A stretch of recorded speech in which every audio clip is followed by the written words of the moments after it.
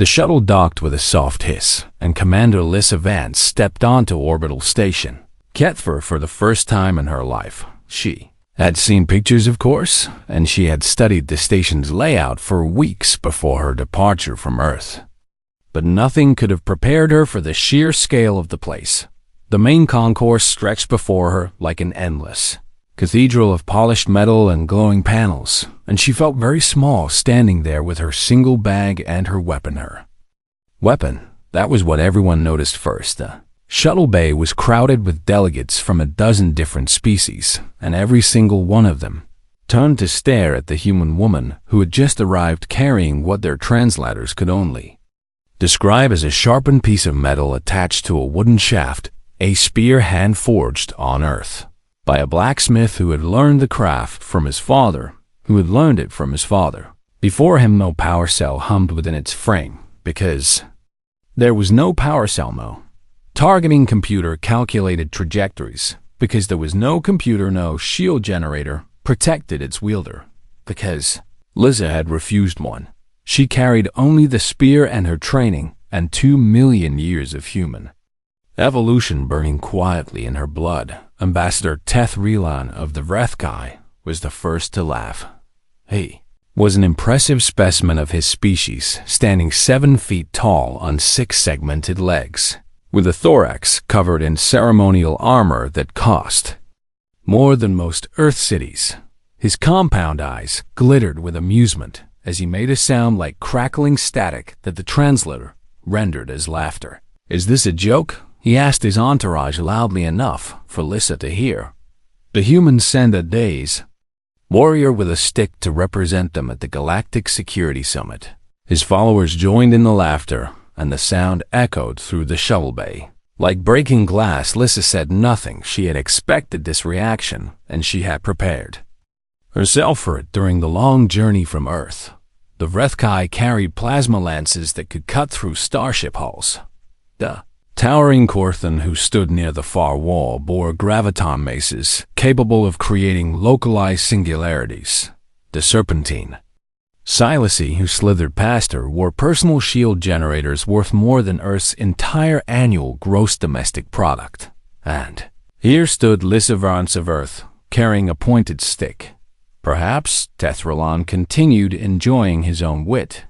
The humans could not afford proper weapons after purchasing their membership in the hegemony. More laughter. Lissa walked past them without a word and followed the guidance markers toward her assigned quarters. She heard the whispers following her down the corridor. Primitive species, barely out of their caves. Why did the Council even accept them? Charity case. She had heard it all before Earth had only made contact with the greater galactic community 15 years ago, and in that time humanity had been treated as something between a curiosity and a nuisance. They were the youngest species in the hegemony by a margin of several thousand years. They were the least technologically advanced. They were the only species that had not abandoned what the others called legacy combat methods in favor of energy weapons and drone warfare, and they were the only species that had been specifically requested for this security summit by High Commander Voethans himself. That was the part nobody seemed to know about. Lissa found her quarters on the 37th level of the residential ring. The room was small by galactic standards, but luxurious compared to her barracks. Back on Earth, she set down her bag and leaned her spear against the wall, and took a moment to study her reflection in the polished metal surface of the door-brown skin, weathered by years of training in harsh environments. Short black hair kept practical for combat eyes that had seen death more times than she cared to count. She was 34 years old, and she had been fighting since she was 16, first in the resource wars that had nearly torn Earth apart, then in the unification conflicts that had finally brought humanity together, and finally in the silent campaigns that the public knew nothing about, where human soldiers had faced threats that made alien monsters look tame. She was not here to be liked. She was not here to make friends. She was here because something was hunting delegates on this station, and no one knew what. It was 3 delegates had vanished in 3 weeks. No bodies had been found. No blood had been discovered. No trace had appeared on any scanner or sensor or surveillance system. The hegemon's finest technology had proven useless against whatever stalked. The corridors of Kethvorin's so High Commander, Vidux, had made a quiet request through back channels. Send us a human. Send us someone who understands hunting. Send us someone who remembers what it means to be prey. Lissa began her stretching routine. As she always did, when she arrived somewhere new, the movements were ancient and familiar, and they helped her focus her mind. She thought about the briefing materials she had studied on the journey. She thought about the 3 missing delegates and the pattern of their disappearances. She thought about the fact that every single one of them had been armed with the most advanced weapons in the galaxy, and none of them had fired a single shot before they vanished. Something was wrong here. Something was very wrong. The creature that hunted this station was not simply avoiding the security systems. It was using them. It was using the delegates. Reliance on technology against them. Lissa finished her stretches and picked up her spear. She ran her fingers along the shaft, feeling the grain of the wood and the perfect balance of the weapon. This spear had no power cell to run out of charge. This spear had no computer that could be hacked or jammed. This spear had no electromagnetic signature that could be detected or tracked. This spear was simply a tool, an extension of the human body, a reminder of what her species had been before they built cities and starships and dreamed of touching distant stars. They had been hunters. They had been survivors. They had been the thing in the darkness that other things learned to fear. The laughter from the shuttle bay still echoed in her memory, and Lissa allowed herself a small, cold smile. Let them laugh. Let them mock her primitive weapon. Let them underestimate the young species from the little blue planet. She had not come here to prove anything to them.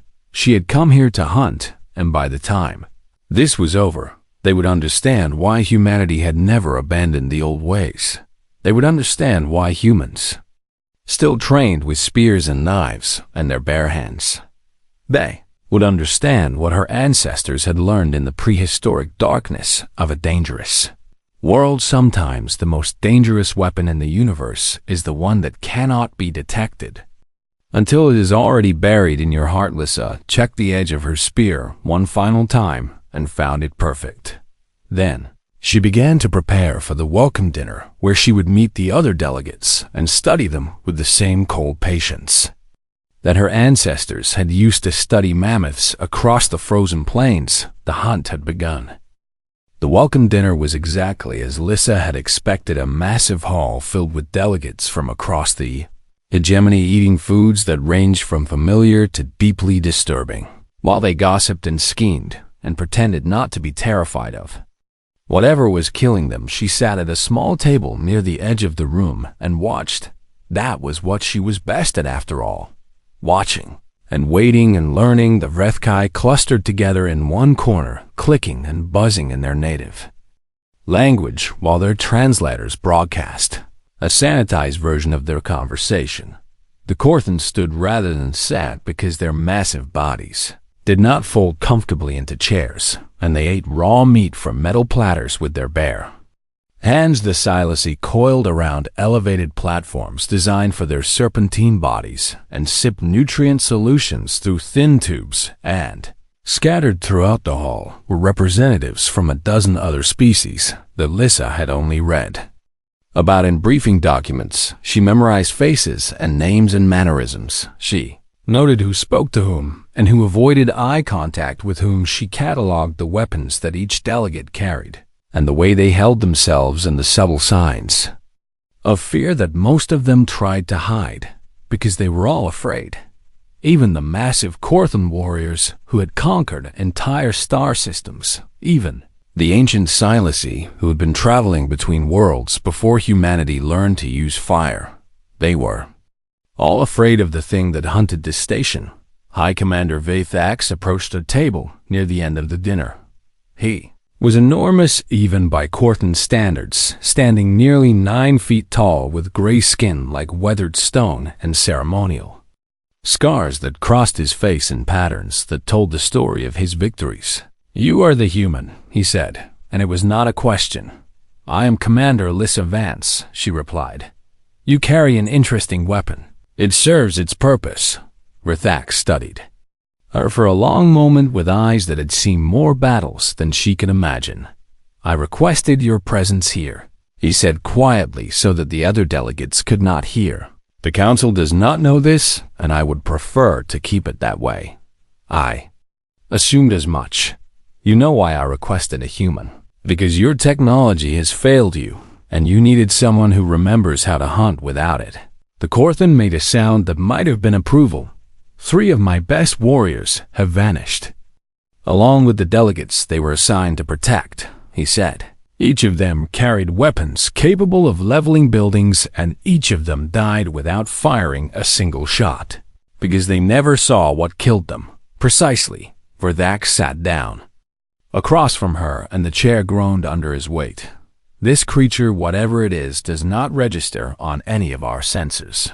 He continued, "Thermal imaging shows nothing, and motion detectors show nothing, and quantum signature analysis shows nothing.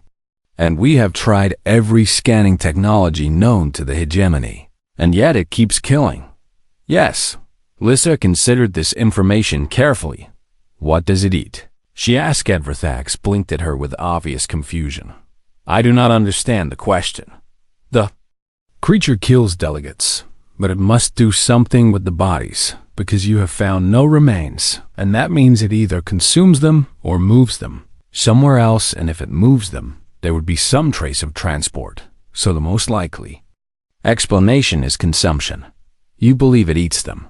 Every predator eats, and this thing is clearly a predator, so yes, it eats something. And I want to know what." The Corthan commander leaned back in his chair, and his expression shifted from confusion to something that looked almost like respect. "No one else has asked that question," he admitted.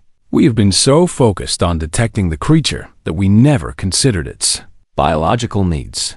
That is because you have forgotten what it means to hunt," Lissa said without any judgment in her voice. "Your species conquered its world, and then conquered the stars, and somewhere along the way you stopped thinking like predators and started thinking like engineers. And humans have not forgotten. We cannot afford to forget, and we are still young and still hungry and still close enough to our caves to remember what lived in the darkness outside the firelight." Rthax was silent for a long moment. "What do you need?" he finally asked. "Access to us. The station's inventory records for the past month, and I want to see where the delegates disappeared. And I want to walk the corridors alone. Alone is dangerous. Alone is necessary because this creature has learned to hunt groups, and it knows how to use your technology against you, but it has never hunted a human before, and it does not know what we are capable of." The Corthan commander studied her with those ancient warrior eyes. "You speak as though you have done this before." "I have.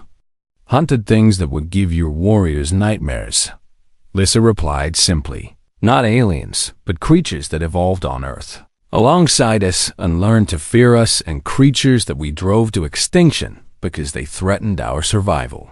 Your world must have been very dangerous. Our world was hell, and everything on it wanted to kill us, and we killed it first, and that is why we are still here." She stood and picked up her spear from where it leaned against the wall.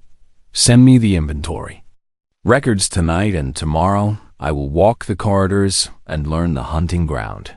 And if you find the creature, then I will kill it." With that, Rthax gestured at her spear, and there was no mockery in his voice, now only genuine curiosity. "With this," she confirmed, "because it will never see me coming, and it will never understand what I am until it is too late." She left the dinner hall and walked back to her quarters through corridors that suddenly felt darker and more threatening than they had before, but Lissa did not feel fear. She felt anticipation. Something in this station was hunting, and for the first time in years she felt truly alive, because this was what humans were made for. This was what 2 million years of evolution had prepared them for. not building starships or writing poetry or dreaming of distant worlds, but this, the hunt, the kill, the ancient dance between predator and prey that had shaped her species since the first. Proto-human picked up a rock and decided to fight back against a world that wanted to eat them. Lissa reached her quarters and sat in the darkness with her spear across her knee somewhere. In the station, the creature was moving, she could feel it, and soon enough, it would feel her, the inventory. Records arrived an hour later, and she spent the night studying them while the station slept. Protein stores had decreased by 12% more than expected. Something was eating very well indeed, and Lissa smiled in the darkness because now she knew what she was dealing with: a hungry predator, the most dangerous kind, but also the most predictable, because hunger made you sloppy, and she intended to use that against it. The lower maintenance corridors of Station Kethfor were a maze of pipes and cables and forgotten machinery that most delegates never knew existed. Lissa walked through them alone with her spear in her hand and her senses stretched to their absolute limits. This was where the creature lived. She was certain of it now. Inventory records had told her everything she needed to know, and protein stores in this section of the station had been depleted at 3 times the normal rate, which meant something was feeding here regularly. The other delegates never came down here. Corridors were too narrow for the massive Korthan and too dirty for the fastidious Vrethkai and too cold for the heat-loving Silas, but they were perfect for a predator. Dark and quiet and full of hiding places. Lissa moved silently through the gloom, and her footsteps made no sound on the metal floor because she had learned long ago how to walk without being heard. It was a skill that her ancestors had developed hunting deer and elk across the forests of ancient Earth. It was a skill that had saved her life more times than she could count. Corridor branched ahead, and she paused to study the walls and the floor and the ceiling. There were scratches on the metal, faint but visible if you knew what to look for. Something with claws had been moving through here, something large. She followed the scratches deeper into the maintenance section, and the lights grew dimmer and the air grew colder, and the feeling of being watched grew stronger with every step. But she did not turn back. This was exactly where she wanted to be. She found the first feeding site 20 minutes later. It was a small alcove hidden behind a tangle of pipes, and the floor was stained with something dark that her translator identified as biological residue. This was where the creature brought its kills. This was where it ate. Lissa crouched and studied the stains and the patterns they made on the floor. The creature was not wasteful. It consumed almost everything and left only traces. But those traces told a story, the story of a predator that had been hunting for weeks without any real challenge. A predator that had grown confident, a predator that had forgotten what it meant to be hunted in return. She smiled, and it was not a pleasant expression. The sound came from above here, a soft scraping noise that most people would have dismissed as the station settling. But Lissa knew better. She rose slowly and turned her head just enough to catch a glimpse of the ceiling. Without looking directly at it, something was up there. Something that bent light around itself like a living cloak, something that her eyes could not quite focus on. The creature had found her, or rather it had let itself be found, because it was curious about this strange new prey that wandered its territory alone. Lissa did not run. Running was what prey did. Instead, she began to walk back toward the main corridors with slow, deliberate steps. She could feel the creature following her. It moved along the ceiling and through the ventilation shafts, and it made almost no sound, but she could track it by the faint displacement of air and the subtle shifts in temperature that it created as it passed. It was testing her, trying to understand what she was, trying to decide if she was worth the effort of killing. She let it follow her all the way back to the residential section, and then she stopped in a pool of light beneath a functioning lamp. "I know you are there," she said quietly. Creature did not respond, but she felt something change in the quality of its attention. "You have been hunting the delegates for weeks, and you have killed warriors and diplomats and soldiers, and none of them even saw you before they died." Still, no response. But I am not like them, and I come from a world where everything wanted to kill us. And I have been hunted by things far worse than you, and I'm still here." She turned slowly and looked up at the ceiling where she knew the creature was hiding. "My name is Lissa Vance, and I am a human, and we do not die easily." For a long moment, nothing happened. Then the creature moved it, dropped from the ceiling in a blur of motion and landed in front of her, and for just an instant, its camouflage flickered, and she saw what she was dealing with: 7 limbs arranged in a radial pattern around a central body. No eyes that she could see, but sensory organs that probably detected heat and motion, and electromagnetic fields, a mouth full of crystalline teeth that looked sharp enough to cut through bone, and claws. So many claws then. The camouflage reasserted itself, and the creature became invisible again. But Lissa had seen enough. She had seen the way it moved. She had seen its size and shape and the way it held itself, and most importantly, she had seen the slight hesitation in its attack. It had expected her to run it, had expected her to scream and flee like every other prey it had ever encountered. But she had stood her ground, and that confused it. "You are not used to prey that fights back," she said. "The other species on this station have evolved past their survival instincts, and they rely on technology to protect them. And when that technology fails, they do not know what to do." The creature circled her slowly, and she tracked its movement by the distortion in the air.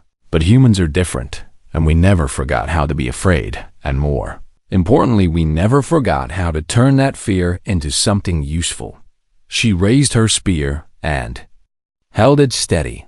"I'm going to kill you," she told the creature. "Not today, and maybe not tomorrow, but soon, and when I do, it will be with this weapon that everyone laughs at, because it is old and simple and primitive."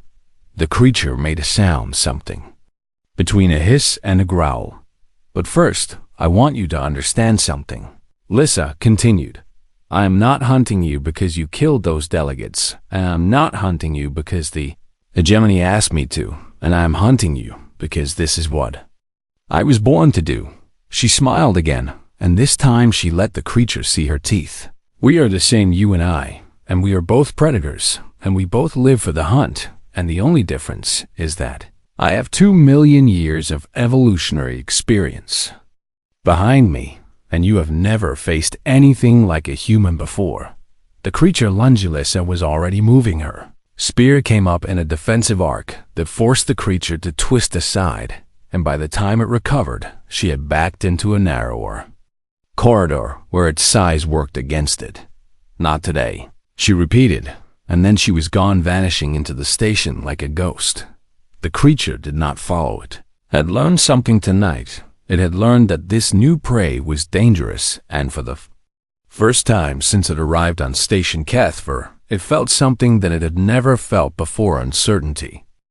They found Ambassador Tethralon 3 days later, or rather they found what was left of him. His exoskeleton had been cracked open like an egg, and emptied of everything soft and nutritious inside. His plasma lance lay beside him fully charged, and never fired. The station erupted in panic. Delegates barricaded themselves in their quarters and refused to come out. Horthen formed armed patrols that marched through the corridors with their graviton maces, humming at full power. The Vrethkai demanded immediate evacuation. The Silasy coiled into tight defensive formations and hissed at anyone who came too close, and through it all Lissa watched and waited and planted. Vorthax found her in the observation deck, staring out at the stars with her spear resting against the window. "The council is in chaos," he said. "Half of them want to abandon the station, and half of them want to call in a fleet to sterilize the entire structure. Neither option will work," Lissa replied without turning around. "If you evacuate, the creature will simply find a way onto one of the transport ships and spread to other stations, and if you sterilize the structure, you will kill everyone aboard before you kill it. Then what do you suggest?" "I suggest we hunt it. We have tried hunting it, and every patrol we send comes back with nothing or does not come back at all." "You have tried hunting it with technology," Lissa corrected him. motion sensors and thermal imaging and electromagnetic detection, and the creature has evolved to avoid all of those things. Then how do we find it? She finally turned to look at him. We do not find it, and we let it find us, and we make ourselves bait. Verthax stared at her for a long moment. That is suicide. That is hunting. She picked up her spear and checked the edge for the 100th time. Your patrols are too large and too loud and too reliant on technology, and the creature sees them coming from a mile away, and it simply waits until they pass and then goes back to hunting. So we should send smaller patrols. You should send me, alone, with your warriors as backup, positioned far enough away that the creature does not sense them but close enough to respond when I engage it. The Corthan commander was silent. For a long time, you have done this before, he finally said, and it was not a question. I have hunted things in the dark places of Earth that would make this creature look like a pet, Lissa replied. I have tracked predators through jungles and deserts and frozen wastelands with nothing but a knife and my instincts. And you survived. I did more than survive, and I won. She walked past him toward the door. Tonight, I will walk the lower corridors again, and your warriors will wait at the access points. And when the creature attacks, I will draw it toward them.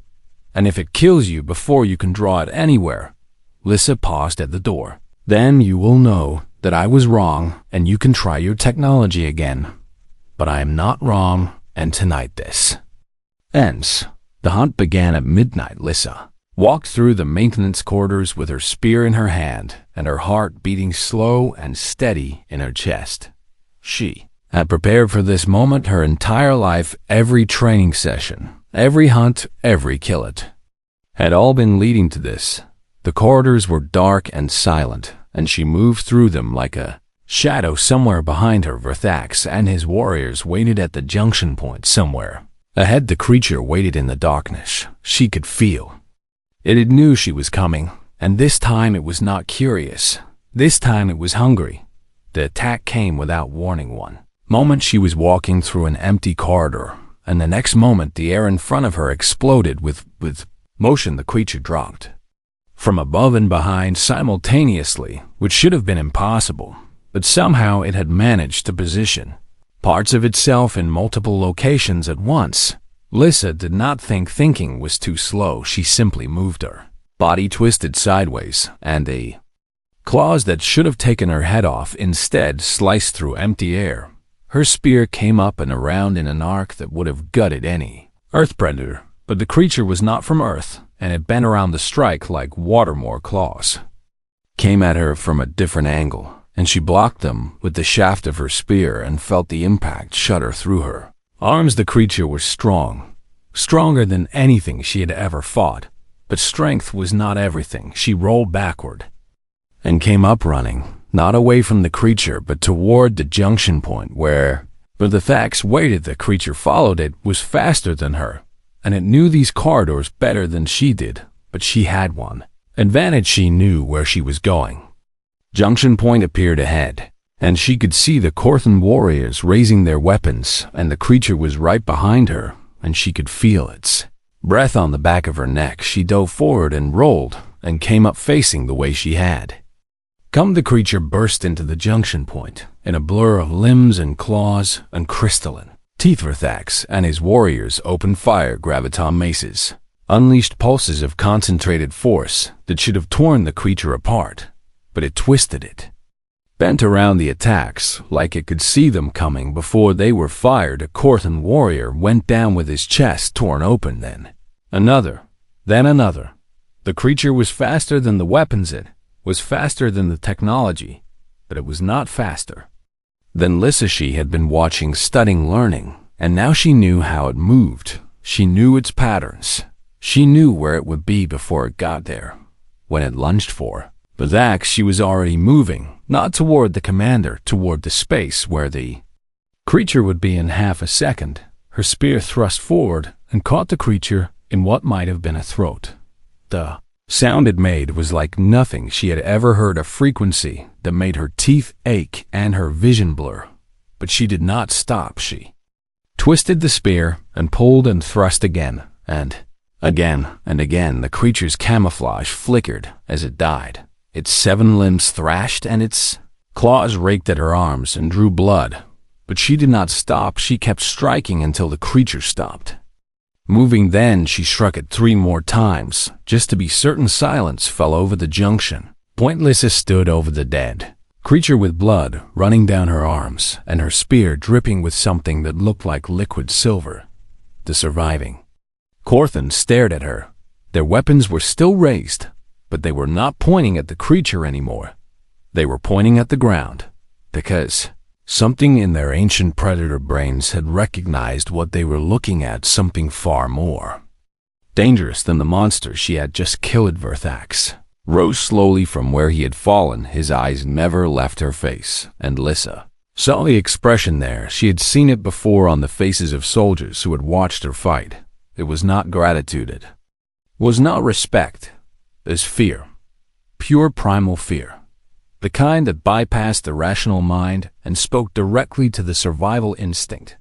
The kind that said, run and do not stop running. She smiled and her teeth were stained with the creature's blood. I told you I would kill it, she said. Quietly, no one laughed at her weapon this time.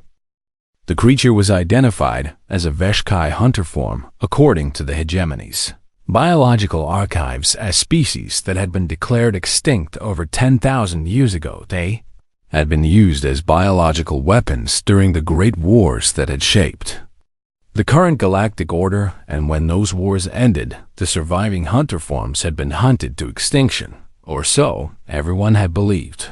Someone had bred this one, someone had trained it, someone had released it on Station Kethver to kill delegates from species that had voted against certain economic proposals in the council. Political implications were enormous, but Lissa did not care about politics. She sat in the medical bay while a robotic surgeon cleaned and sealed the wounds on her arms, and she thought about the look on Rothak's face when she had killed the creature. Fear, not of the monster, of her. The door opened, and the Corthan commander entered. He moved carefully, as if he was approaching something dangerous, which she supposed. The creature's genetic markers have been analyzed, he said. We know who bred it, and we know who released it, and arrests are being made as we speak. Good. The council has asked me to extend their gratitude to Earth's representative. Also. Good. Verthak stood there awkwardly for a moment, then he did something that surprised her. He bowed a deep formal bow of the kind that Corthan warriors only gave to equals or superiors. I was wrong, he said, about the weapon and about your people. You were not wrong, Lissa replied as the surgical robot finished its work and withdrew. The weapon is primitive, and we are primitive, and we are barely out of our caves compared to your civilization. Then how did you do what none of our warriors could do? She looked up at him and considered the question carefully. Because primitive does not mean weak, she finally said. It means we remember what you have forgotten, and it means we still carry the instincts that your species evolved past thousands of years ago. She stood and flexed her arms, testing the range of motion. The wounds were already sealed and healing. You built machines to hunt for you, she continued. You built weapons that did the killing for you, and you built sensors that did the tracking for you, and somewhere along the way you forgot how to do those things yourselves. And humans have not forgotten. We could not afford to forget, and our world was too dangerous, and we were too weak, and we had to remember how to hunt and kill and survive with nothing but our bodies and our brains and our will to live. She picked up her spear from where it leaned against the wall. This weapon has killed more creatures than every weapon on this station combined, she said. Not this specific spear, but spears like it in the hands of humans, like me, and we use them to hunt mammoths and cave bears and saber-toothed cats and giant sloths and every other monster that tried to eat us. We drove them all to extinction, she continued, not with technology, but with patience and persistence and the absolute refusal to die. Verthax watched her run her fingers along the shaft of the spear. What do you call that? He asked. The thing I saw in your eyes when you fought the creature, and the thing that made my warriors want to run, even though they did not understand why. Lissa considered the question. Some call it instinct, she said. Some call it will, and some call it the survival drive. She smiled, and it was not entirely friendly. My grandmother called it spite, and she said we survive because the universe keeps trying to kill us, and we keep taking it personally. The Corthan laughed, a deep rumbling sound that shook the walls of the medical bay. I like that, he admitted. Spite, and yes, I think my species understood spite once, but we have been comfortable for too long. Comfort is the enemy of survival. So it seems. He turned to leave and then stopped at the door. The council has made a request, he said without turning around. They would like Earth to provide security consultants for other stations and for diplomatic missions, and for situations where our technology proves insufficient. Not for our weapons. No, and not for your starships or your computers or anything else that can be built in a factory. He finally turned to look at her. For the thing that lives behind your eyes, he said. For the thing that looked at a perfect killing machine and thought I have hunted worse. And what did you tell them? I told them I would ask you. Lissa shouldered her spear and walked past him toward the door. Tell them we will consider it, she said. But they should know that humans do not come cheap, and we do not take orders, and we do not stop hunting until the prey is dead. I will tell them. She paused at the door. One more thing. Yes, stop building weapons that think for you, and stop building sensors that see for you, and stop building machines that hunt for you. She looked back at him over her shoulder. Because someday something worse than that creature is going to come, and all your technology is going to fail, and on. That day you are going to need to remember how to fight with your hands and your teeth and your will to survive. And if we cannot remember, then call us, she said simply, because we never forgot and we never will. She walked out of the medical bay and through the corridors of the station. The other delegates watched her pass. None of them laughed at her weapon anymore. None of them whispered about the primitive species from the little blue planet. They simply stepped aside and let her walk and tried not to meet her eyes, because something in their ancient brains recognized what she was. Not a diplomat, not a soldier, not a representative, a predator. The most successful predator the galaxy had ever seen born. On a world that tried to kill her ancestors every single day and forged in the fire of 2,000,000 years of constant struggle, she reached the observation deck and stood at the window. Looking out at the stars, somewhere out there were worlds full of creatures that thought they were the top of the food chain, creatures that had grown comfortable and soft and forgot what it meant to fight for survival. And somewhere out there humans were spreading, carrying their spite and their hunger and their absolute refusal to die to every corner of the galaxy. Lissa smiled at the stars. The universe had tried to kill humanity for 2,000,000 years, and it had failed. And now humanity was coming. For the universe, one hunt at a time, she turned away from the window and walked toward the shuttle bay. Her work here was done. But there would be other stations and other creatures and other hunts, because that was what humans did. That was what they had always done. They survived, and anything that tried to stop them learned the hard way why that was a very bad idea. Stars waited and humanity was hungry.